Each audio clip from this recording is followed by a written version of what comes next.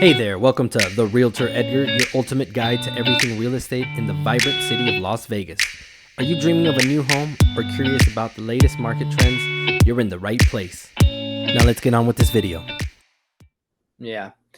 And it moves me to that next point, refinancing. We talked about it. We're throwing that word out a lot. What does that mean to the average home buyer that's been owning for like a year or 2 years? How do they dip into that to their equity? Should they? When is the time that they should? So you have two types of refinances. You have one where we call it a rate and term refinance.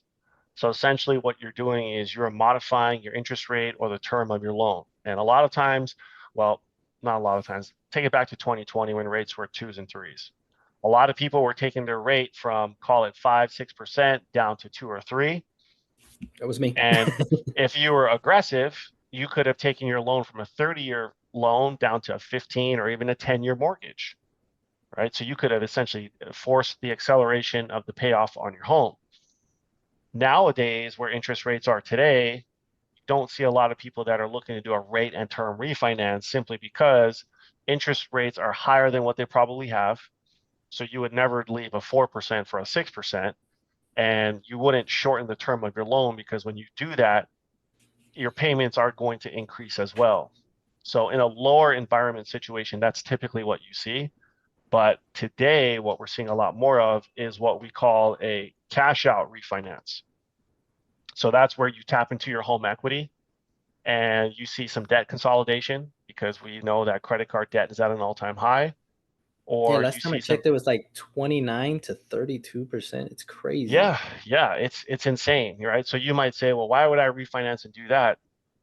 Again, it depends on your situation. If you're drowning in 29% debt, a 6%, a 7% mortgage, yes, your mortgage payment is going to increase, but your overall cash flow of all the money you're paying out in interest towards your credit cards, you should save money. Now, Yeah, you need to especially if you're just doing minimum because you're not really chipping away exactly. at there. And now you should have, right, probably a few $1,000s a month in cash flow back and put that back into savings and stay on track versus overspending. So, refinancing, it gets a little more complicated because there really isn't a definitive timeline to say, hey, I have to close in 30 days. And for the buyer, there's a million things that they're thinking about as far as, should I do this? Should I not do this? And if you have debt to pay off, or if you're looking to buy a rental property, there's a lot of numbers that can get thrown into the mix. And for some people, um, it just becomes a little overwhelming sometimes. But I think if you're looking to do a refinance, don't just rush into, again, what's the lowest interest rate?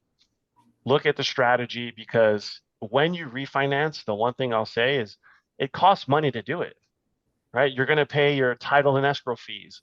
There's fees that go into creating your escrow account, and the lender has their fees as well.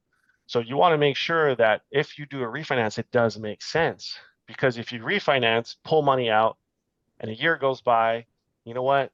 You need to refinance again. It's going to cost, you're going to keep eroding away your equity in your home.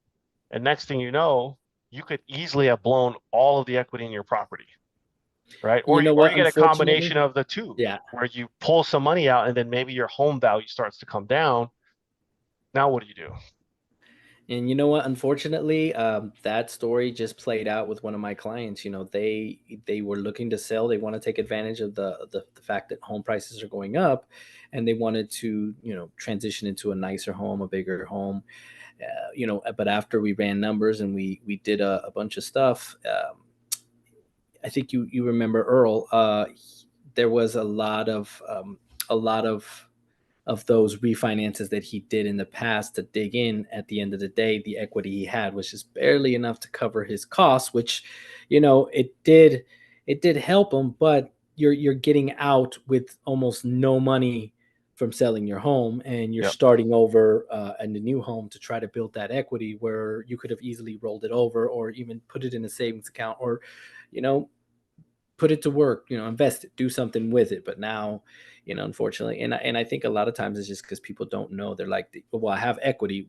Let me just take it because I want to take a vacation, or let me just take it to buy a new car. Or And that was the biggest mistake people made, during the crash or prior to the crash. It was they use their house like an ATM. And if you don't Mhm. have the discipline to do a refinance when it makes sense and do the right thing, yes, you can easily blow that money away. I remember a client, they didn't refinance with us initially. They went somewhere else, and then they called us. I remember this, and they were like, "Hey, I want to refinance." So we're looking into the property information. I'm like, "Dude, you just refied like 3 months ago or 6 months ago, right?" I'm like, "Why are you doing this again?" "Oh, I didn't take out enough money." And I'm like, "What?"